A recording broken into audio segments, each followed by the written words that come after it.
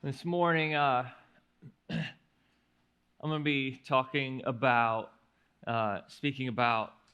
the first miracle that Jesus did in his ministry, and just try to draw some things out that I believe that God wants us to hear, and hopefully will help us to understand and become a better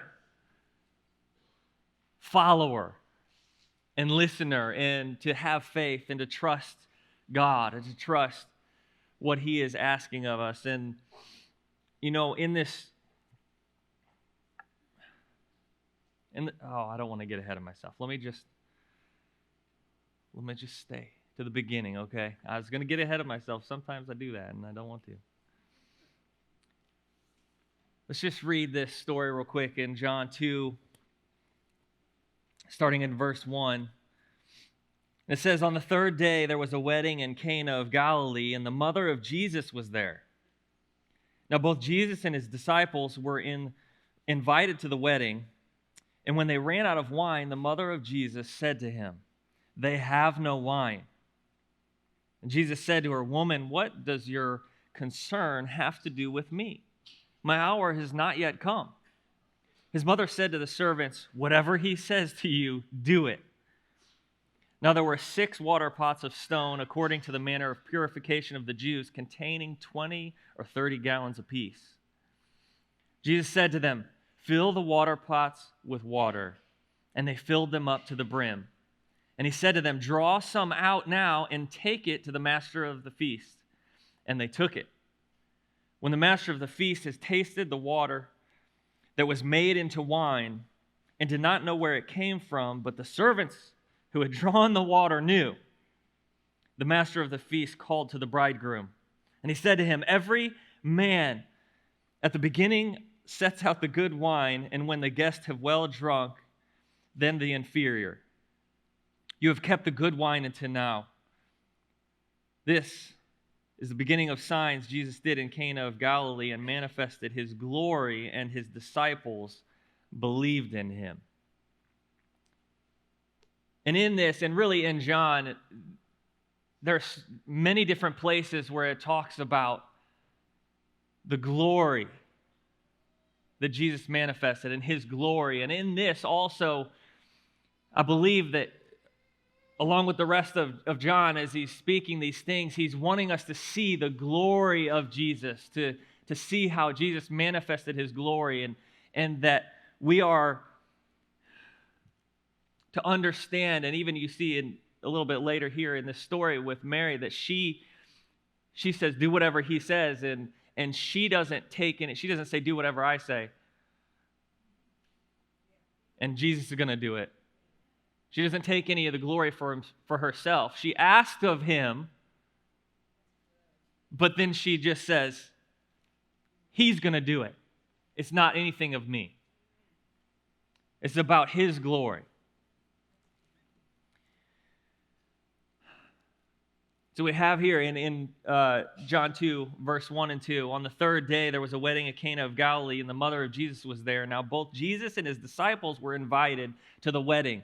And in this, it doesn't say why he was invited. It doesn't say, if it was a friend or a family member or something like that. But really the point I think that we can see in this is Jesus was invited into this space, so he came. Jesus comes in, and I heard a pastor say this, and Pastor Tori and I heard this, and it just stuck with us so much, and we kept saying it to ourselves and saying it to people, and they said, Jesus always came where he was invited. He didn't refuse. In some stories, they asked, like, "Come heal my daughter," and he said, "Your faith has made her well." He did that work, but he didn't have to come all the way there. But where he was invited, he did come and he did work. And I think we need to take that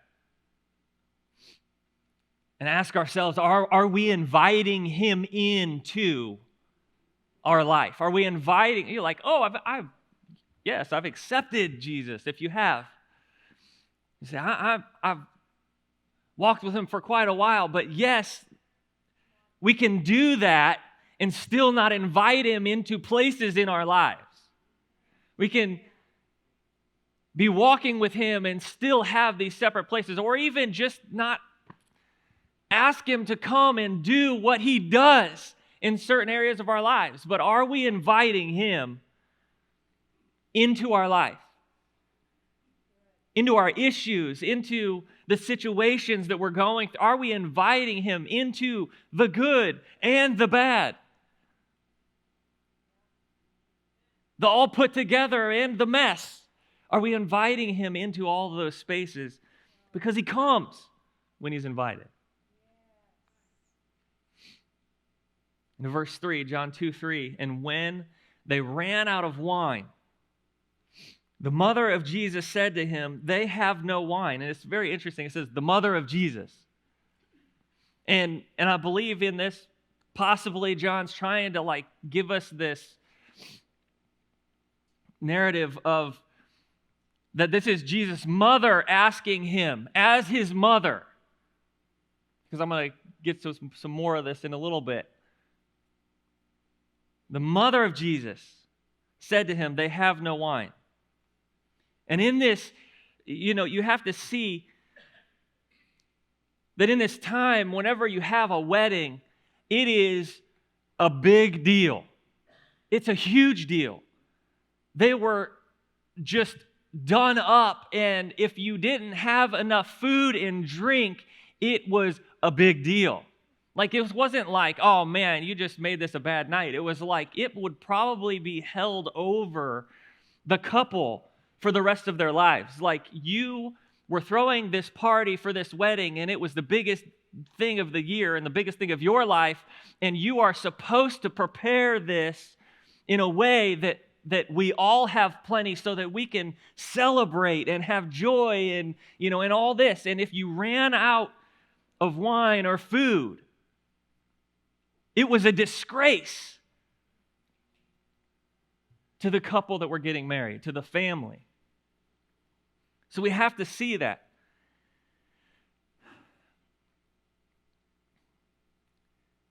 And they said they have no wine. And Mary brought this to Jesus, the mother of Jesus, right? And Mary had, of course, walked alongside of her son throughout the years of his life. She knew now that the time was coming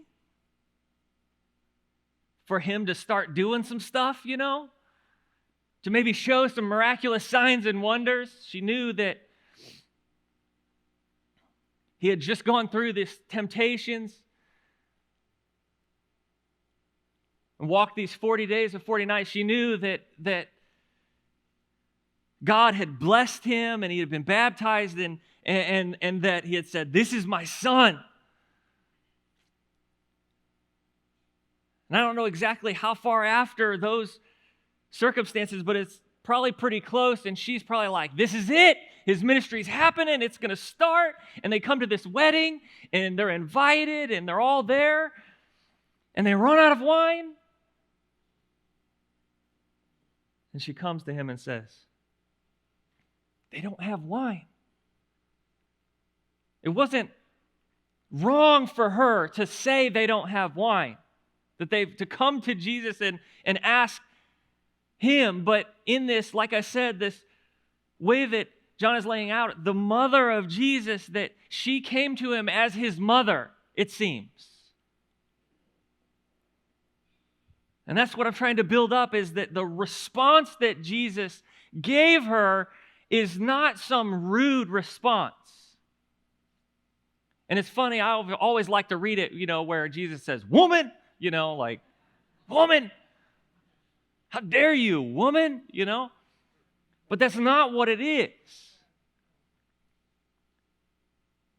The way that he's responding, she is responding. The mother of Jesus coming to ask and to say they've run out of wine, and he responds to her and says, listen, I'm not going to do this as your son.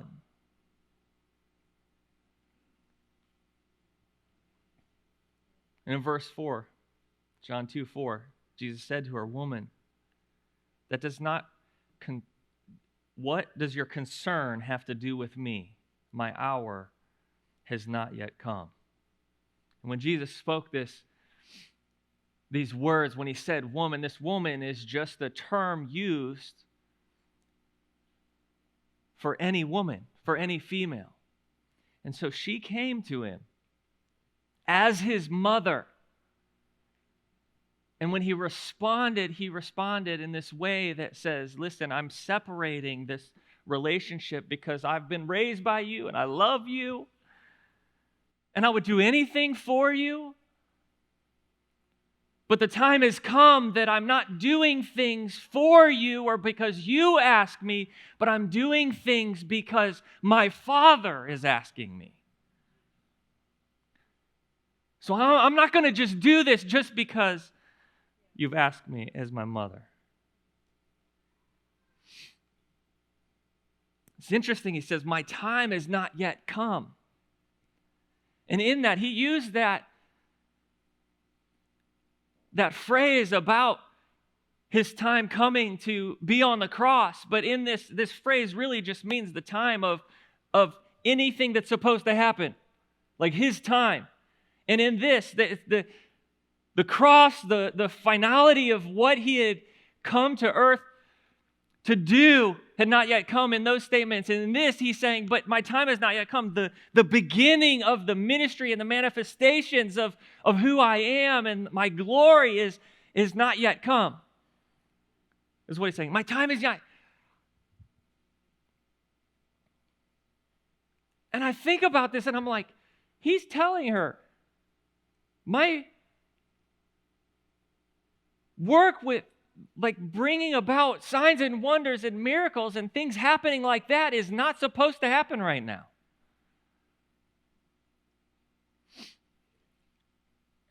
Anybody thought about that? I thought about it and I'm like, I mean, if he's really saying that and he's responding and saying, I'm not going to respond to you as your son, and I'm not going to do this just because you're my mother. And my time hasn't come yet. But there must be something that has happened here because he ends up doing this miracle.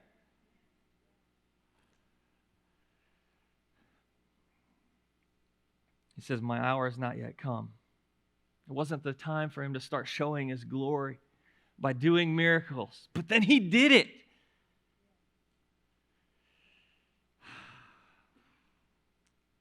It doesn't say this,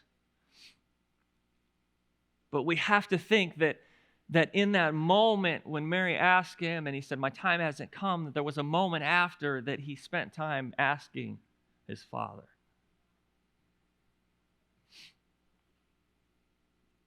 He must have taken that moment and prayed and asked God, hey.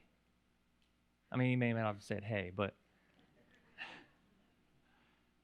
he must have taken that moment and just asked God, God, do you want me to help in this situation? Because he doesn't do anything if it's outside of God's will and what he wants.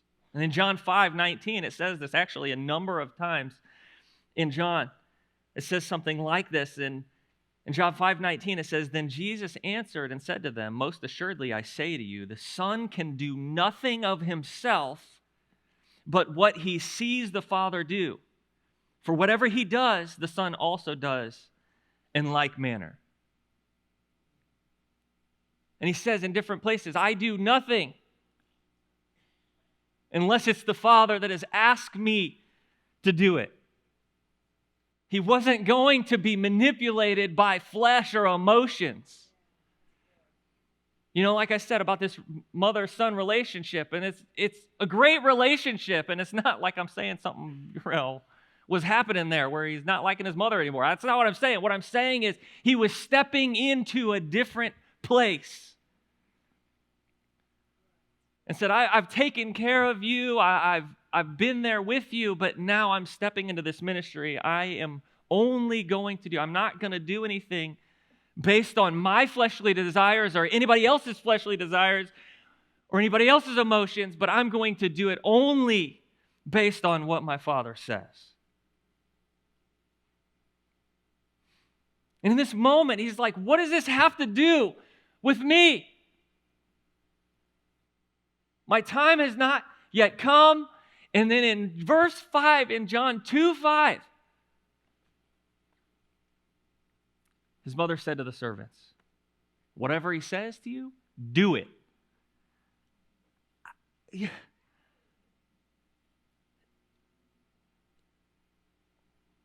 He basically just told her, and again, I don't know exactly what she saw, if she saw him praying and asking God and she got some confirmation, but to me, in this scripture, what it shows me is that she just trusted and had so much faith in who her son was, but now she's not going to be able to just see her as son and ask him to do it as son.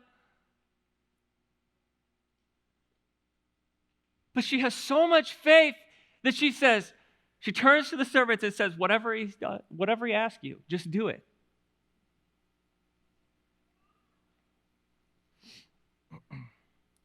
She had faith.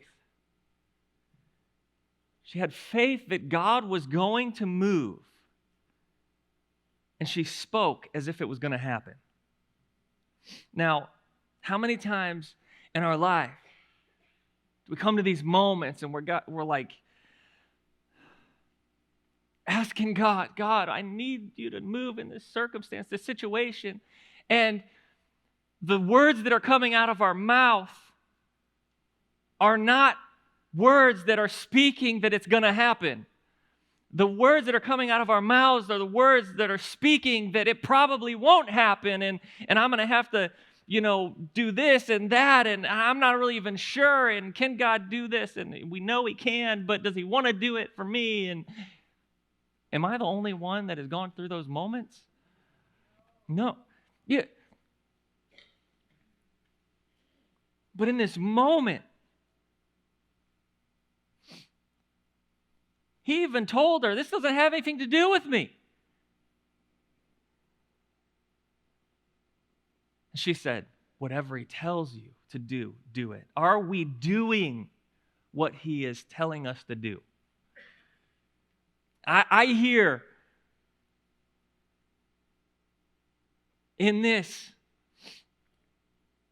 no matter what it looks like, no matter what the situation or the circumstance, whatever is going on in our lives, whatever he tells you to do, do it.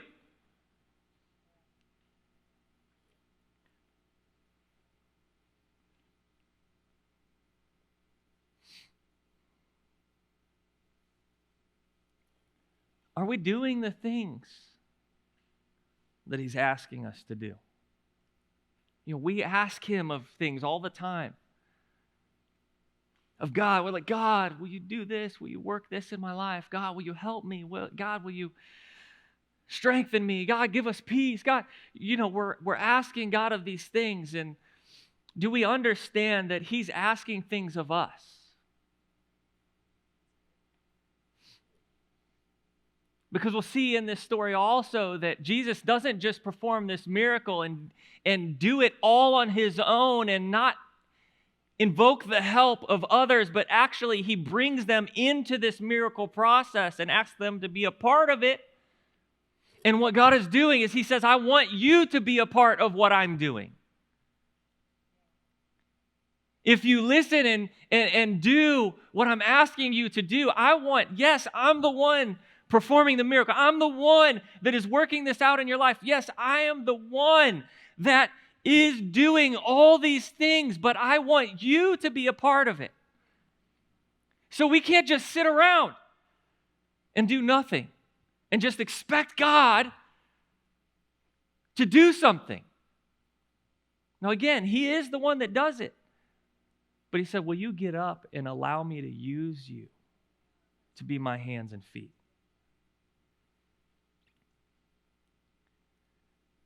In verse 6 and 7, John 2:6. Now there were set there 6 water pots of stone according to the manner of purification of the Jews, containing 20 or 30 gallons of peace. Jesus said to them, "Fill the water pots with water," and they filled them up to the brim. See, Jesus began with this first miraculous thing that he does using what was at hand. It's just there's 6 water pots that are sitting there over to the side, and he used what was there. Do you know that God, he uses what we have to be a part of the miracles that he wants to do in our lives and other lives around us? He uses what we have.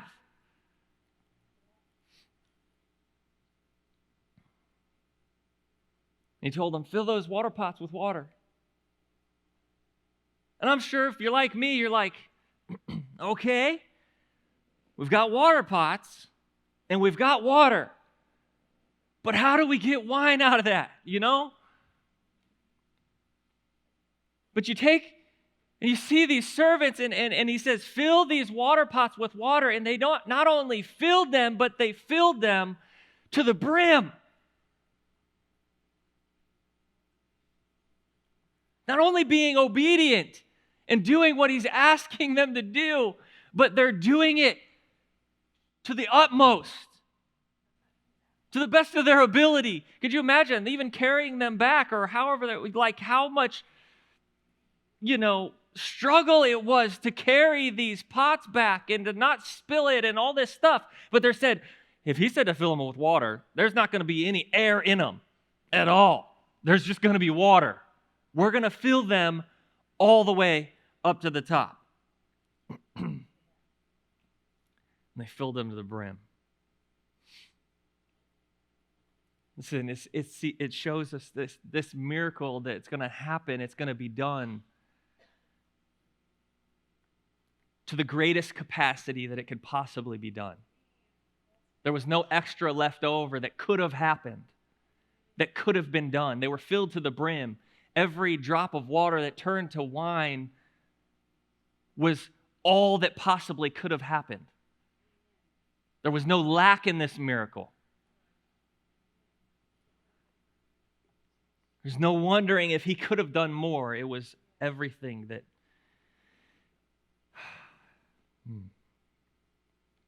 And they filled them to the brim.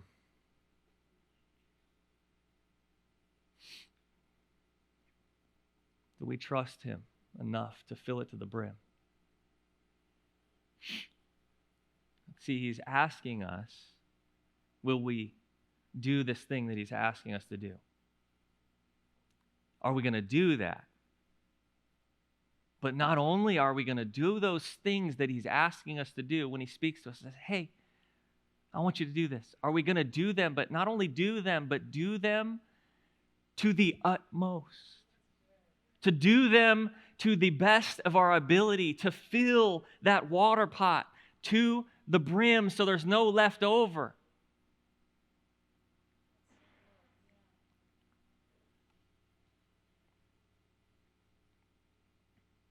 I don't know about you, but when God asks us to do something and he wants to do something in our lives, and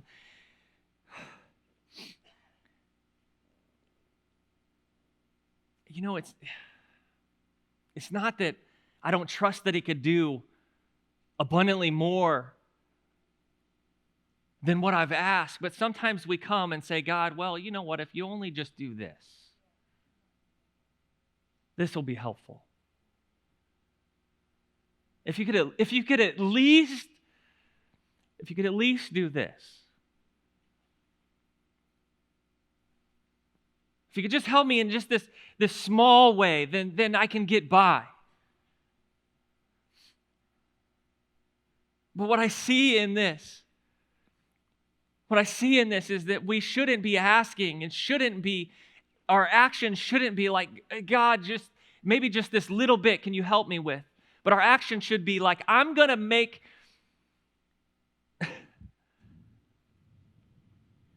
my mind set to that God is going to do this miracle, and he's not going to have to come back and do more because I'm going to give him everything that I have, and I'm going to believe that he is going to do it all the way and not just a little bit.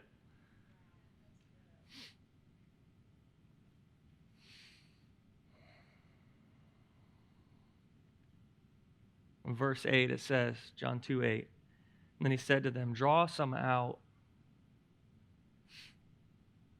and take it to the master of the feast. And they took it.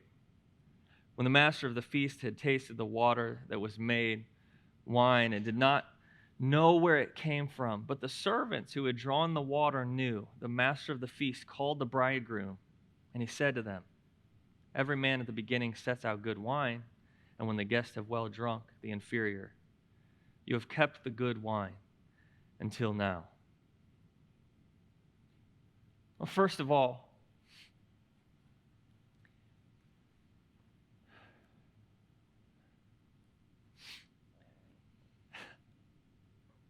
Jesus speaks to these servants, and you got to be, I just imagine being one of these servants, and Mary's like, do what he says.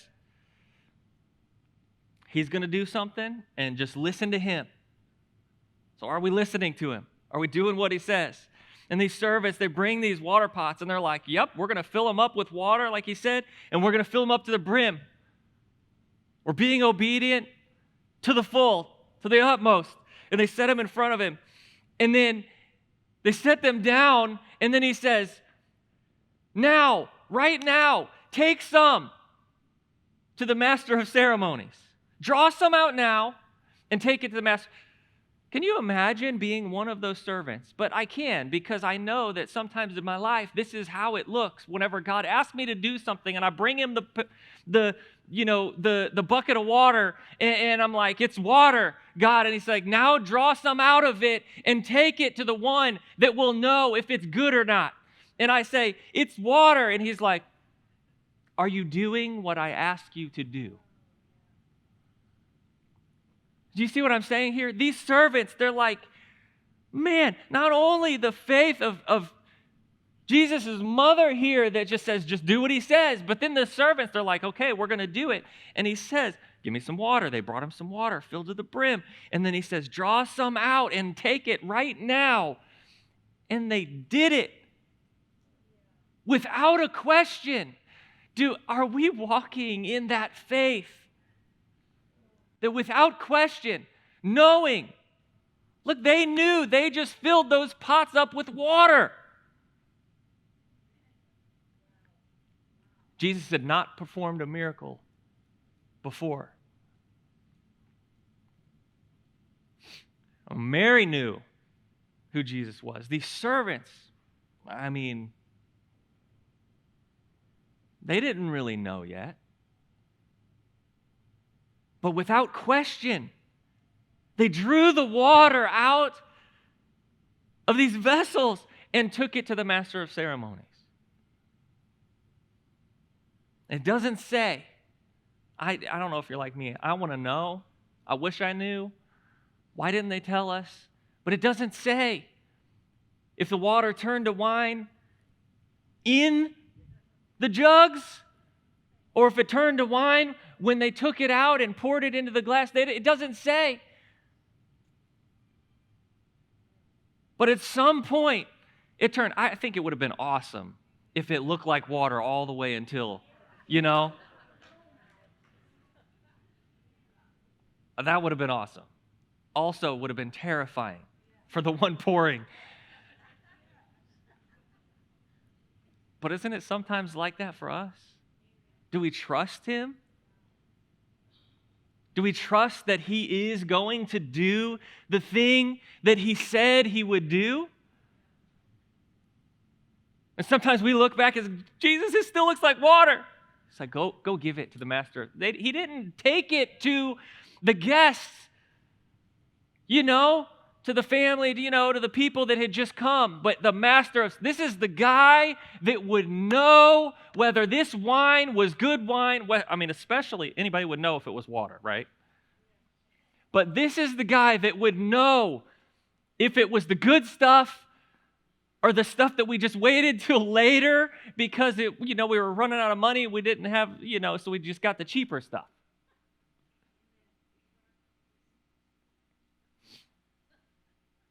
He said, take it to him. Put this thing that I am doing to the test.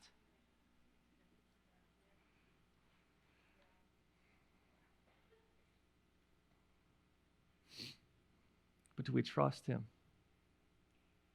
No matter what it looks like when he's asking us. He's saying, I'm doing something. I'm working this thing out. Will you trust me? Will you work with me? He brought these servants into this place, into this. I love this story even because it's not that the disciples, that those that are already started following him were asked to do these things and they were brought into the miracle. No, it was the servants that were brought into the miracle.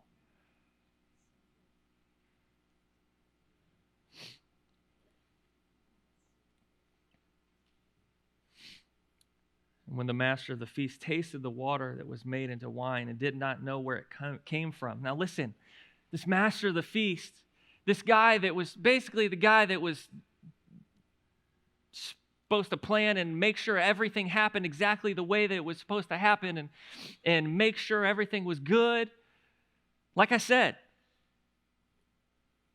if you ran out of food or wine or drink or whatever, this is the guy that would be like, you guys didn't do it right. This is shameful. This is disrespectful. And Jesus said, take him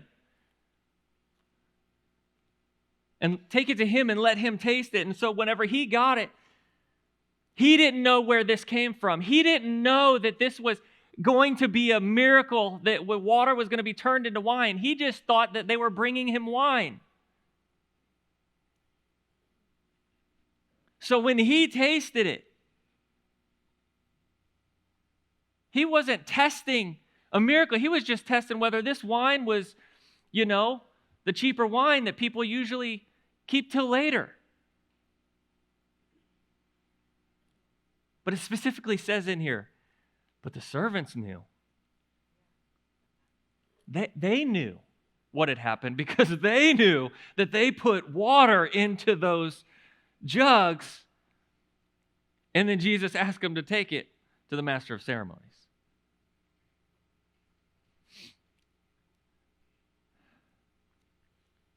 And when he drank this that was given to him, he called to the bridegroom. He said, listen, hey, I need to talk to you. He says, everybody that has wine at weddings, what they do is they put out the best stuff at the beginning. The more expensive stuff, they do the best at the very front. And then when everybody's had a little bit to drink, they start just kind of like getting worse and worse, Like maybe they won't notice. And now let me tell you, in this day, yes, it was wine, but wine was diluted in that day. It was like 2 parts wine to 3 parts water, I think. So it wasn't that, you drink a glass of wine and now you're all just tipsy.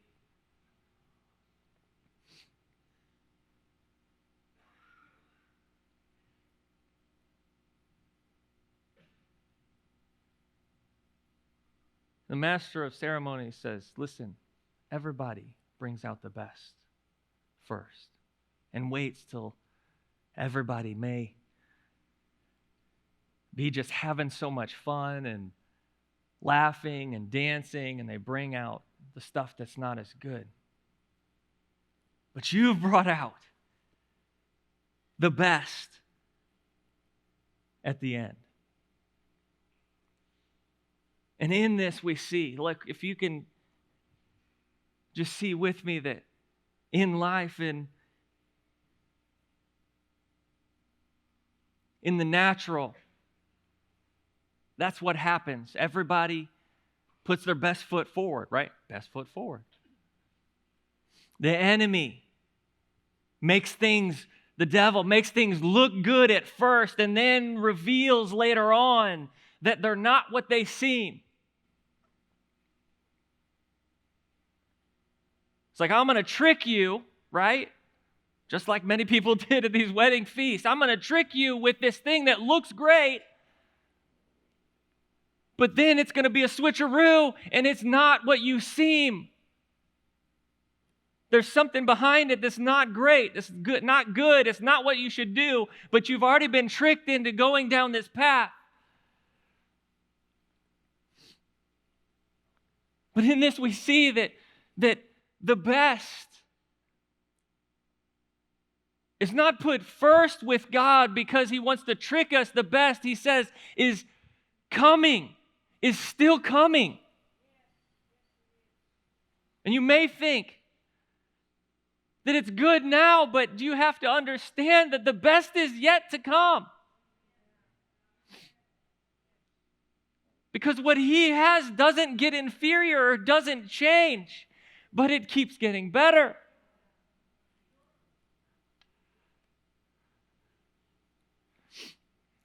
Can we see that? In the natural, and what the enemy does is try to trick us, and he puts those best things first, but that's not what God does. Not that he puts bad things first. That's not what I'm saying. But what I am saying is that he will bring better and better and do more and more. And I believe that in my life, in our lives, that it is not.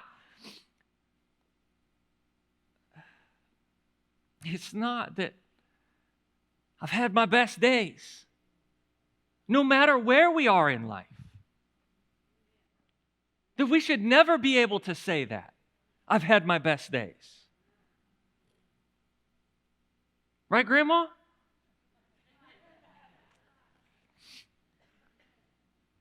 That with God, we do not say that, but we say our best is yet to come. That God has more. He has more for me. He has better for me, that I can walk each and every day of my life and know that I'm not going to start getting the inferior wine, but I'm going to keep getting the miraculous wine, right? Am I being like one of those servants and just doing what he says, and can I be brought into that miracle? And listen, in this, I want to conclude with this. In this miracle,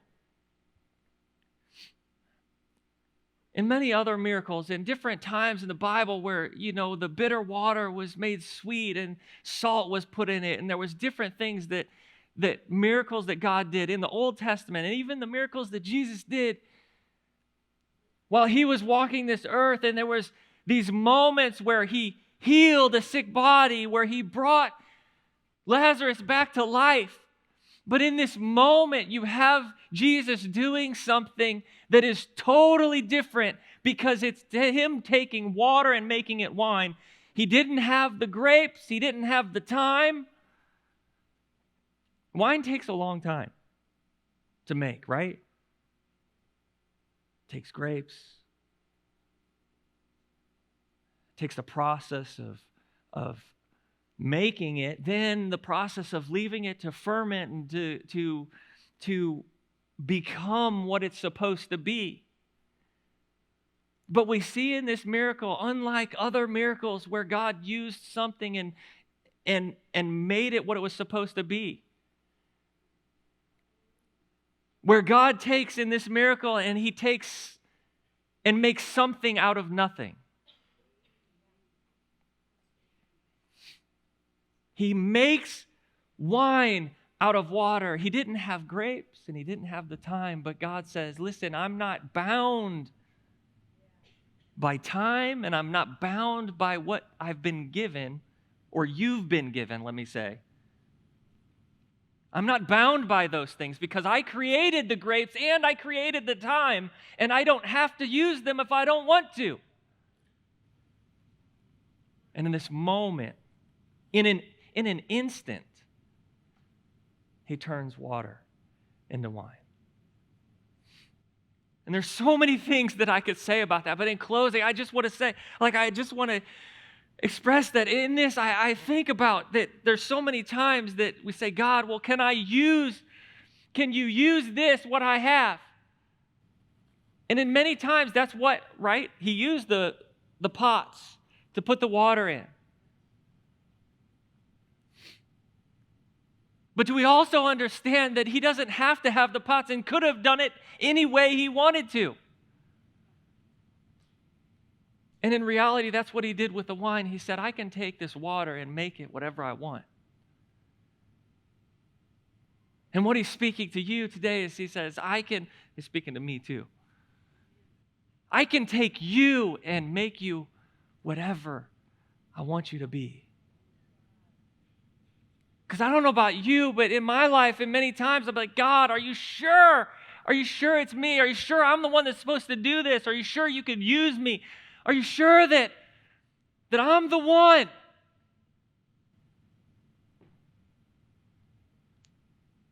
I don't know, God. Yes, I went to school and I went to ministry school, but God, I really didn't do that good in it. I mean, I'm not the best student. But God says, do you trust me?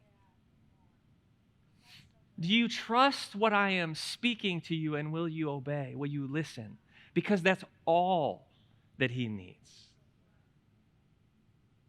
He doesn't need your knowledge, my knowledge.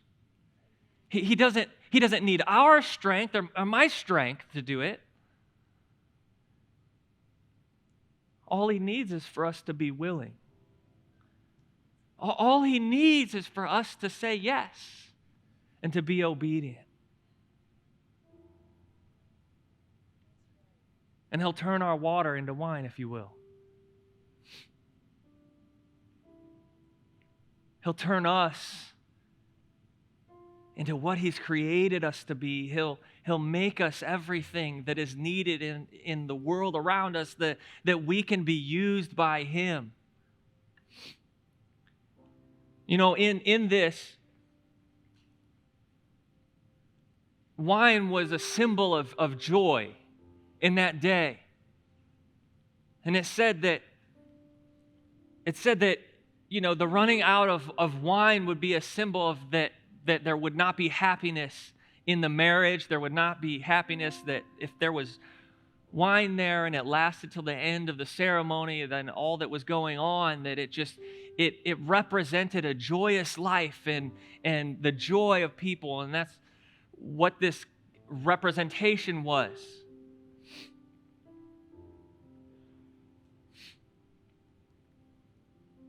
And in this moment, also, I believe God is speaking. He's listening. The best is yet to come. And this wine, speaking of joy, that we're not going to run out of joy. He says, I'm not asking you, and again, like I said, I need to hear this today too, that what he's asking us to do is not that we are going to have to walk through difficulty after difficulty after difficulty, and it's always going to be hard, and it's always going to be a struggle. But I believe what he's speaking in this today, and what he's speaking to me, speaking to us, is that I'm not going to allow this joy to run out. Actually, I'm going to make this symbol of joy that was at this wedding ceremony and the symbol of joy that we have. He says, listen, it's going to be better.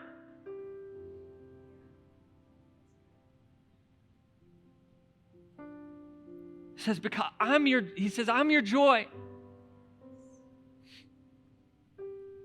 Will you follow me? Will you listen? Will you do what I'm asking you to do? Will you allow me to use you?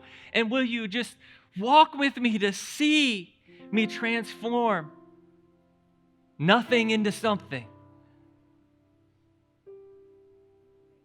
Your pain into joy. That struggle into something good that I can use and we can do together.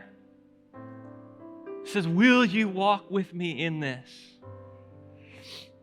Will we allow him to do that in our lives? Would you stand with me?